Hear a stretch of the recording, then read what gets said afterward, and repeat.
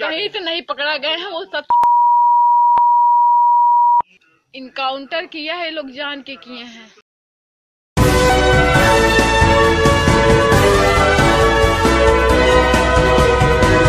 आज सुबह से ही गोदी मीडिया ये बताने पर उतारू था कि उमेश पाल हत्याकांड में बड़ी कामयाबी जो है उत्तर प्रदेश पुलिस को लगी और मेन आरोपी उस्मान को पुलिस ने एनकाउंटर में ढेर कर दिया है।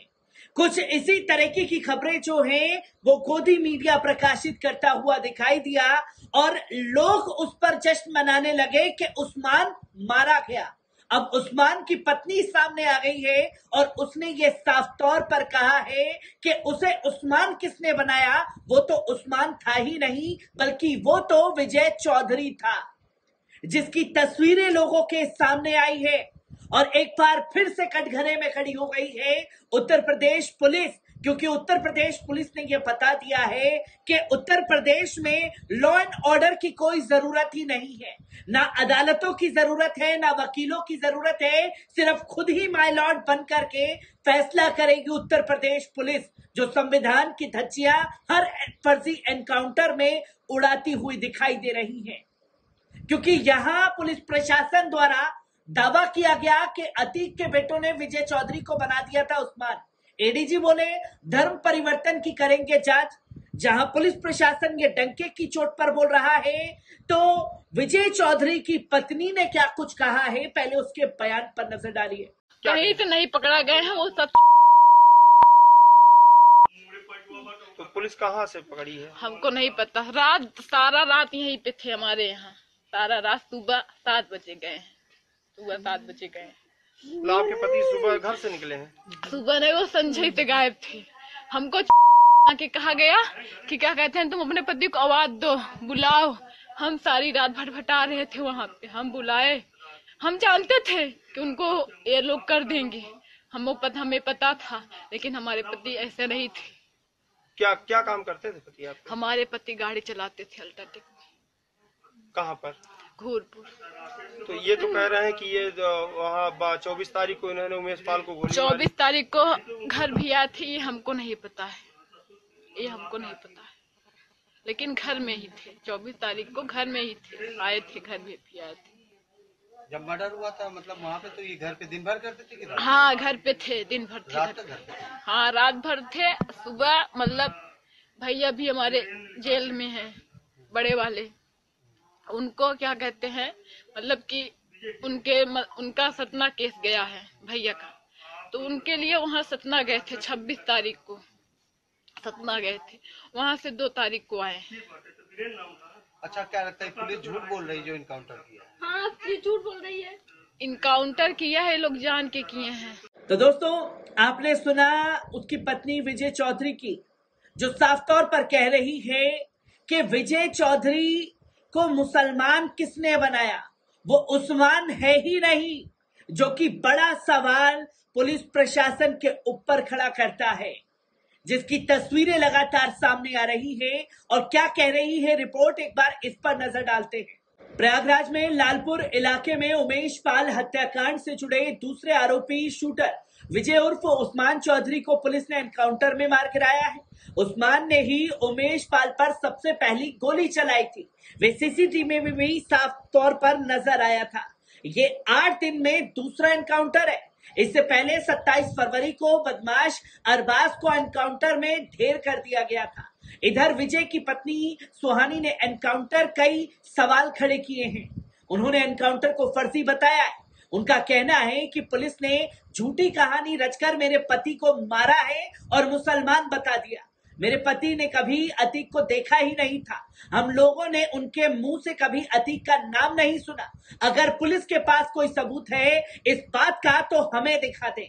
उन्होंने कहा कि एक हिंदू कभी मुस्लिम नहीं बन सकता। इस एनकाउंटर के बाद हमें पता चला कि उनका नाम उस्मान भी है।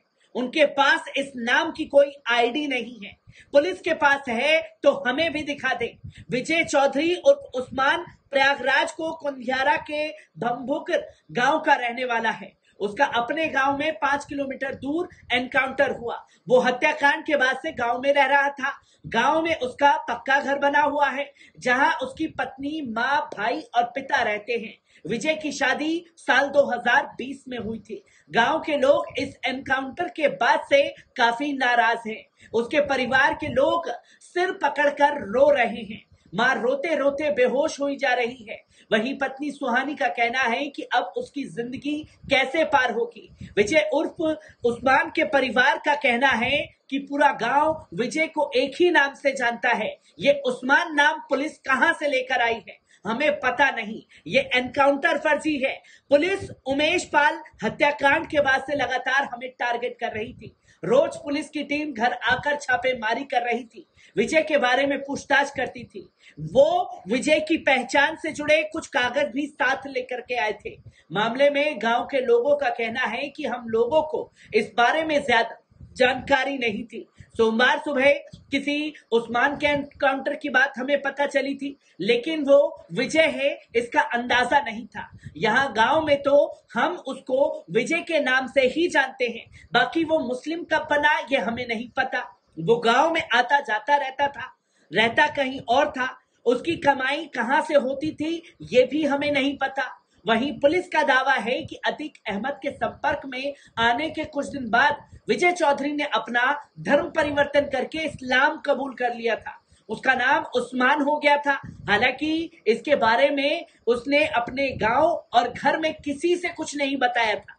यमुनानगर में कोंधियारा थाना अंतर्गत भभोकर गांव निवासी वीरेंद्र चौधरी ने 4 बेटे थे। बड़ा बेटा अजय चौधरी और सबसे छोटा बेटा विपिन चौधरी शादियों में डीजे लगाने का काम करता है। दूसरे नंबर का राकेश चौधरी वाहन चोर है, वो अभी जेल में बंद है। तीसरे नंबर का बेटा विजय चौधरी भी ऑटो लिफ्टर था। कुछ लोग उसको पिंटू के नाम से भी जानते थे। गांव की रहने वाली सुहानी से उसका अफेयर चल रहा था। साल 2019 में वो सुहानी को लेकर भाग गया, जिसमें लड़की के भाई ने विजय चौधरी के खिलाफ एफआईआर भी दर्ज कराई थी। पुलिस ने उसको गिरफ्तार करके जेल भेजा था। जमानत पर छूटने के बाद साल 2020 में उसने सुहानी से भागकर शादी की थी। रविवार की शाम को पुलिस विजय चौधरी के पिता वीरेंद्र चौधरी, भाई विपिन चौधरी और अजय चौधरी को घर से घसीटते हुए ले गई थी। क्यों ले गई थी इसके बारे में किसी को कुछ नहीं पता था। परिवार का कहना है कि हाई स्कूल की मार्कशीट, निवास प्रमाण पत्र, आधार कार्ड, बैंक अकाउंट, सब जगह उसका नाम विजय चौधरी लिखा है। पर यह उस्मान कहां से आ गया, फिर यह उस्मान कैसे पैदा हुआ? पुलिस के अनुसार अतीक गैंग के करीब वो किसी गुलाम मोहम्मद के जरिए आया था। उसी के बाद उसने मुस्लिम धर्म अपना लिया था, जिसके बाद से उसका नाम उस्मान हो गया था। पुलिस का मानना है कि विजय इस बात से बेफिक्र था कि पुलिस उसकी तलाश कर रही है। उसे लग रहा था कि पुलिस उस्मान की तलाश कर रही है, वो उसके तक कभी पहुंच ही नहीं पाएगी।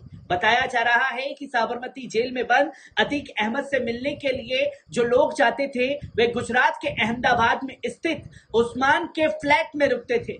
उस्मान ने हाल ही में ये फ्लैट खरीदा था। पुलिस का कहना है कि इस एंगल पर भी जांच की जा रही है कि क्या पता अतीक गैंग के लोगों ने ही उस्मान के नाम से वे फ्लैट खरीदा हो, जिसकी तस्वीरें लोगों के सामने आ रही है। और एक बार फिर से इस फर्जी एनकाउंटर में कटघरे में खड़ी है उत्तर प्रदेश पुलिस। हर एक तस्वीर को आप लोगों के साथ रूबरू कराता रहूंगा। दीजिए इजाजत, शुक्रिया।